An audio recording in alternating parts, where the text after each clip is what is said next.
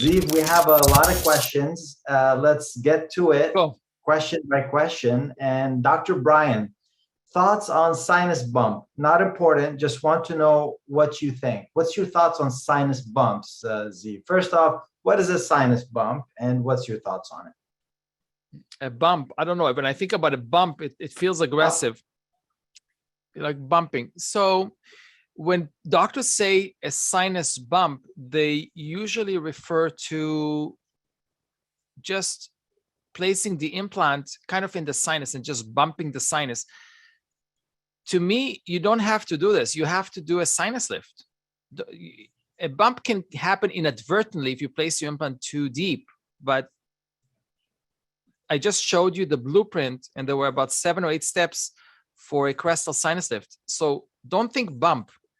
Think I'm doing a crestal sinus lift. I'm doing this with confidence. I'm doing this with intention.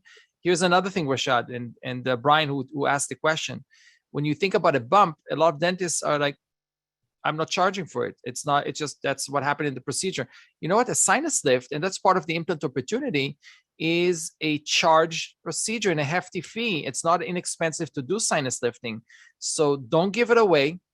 Don't do it in a half-ass way. Just do it properly. Plan for a crestal sinus lift. Even if you're lifting a millimeter or 2, that's a sinus lift. I don't charge less for a 2 millimeter sinus lift versus a 4 or a 6 or an 8. It's the same charge. It's a procedure. Do you charge differently for a class 1 composite that is that small or that big? It's a one surface composite. So don't bump, crestal lift.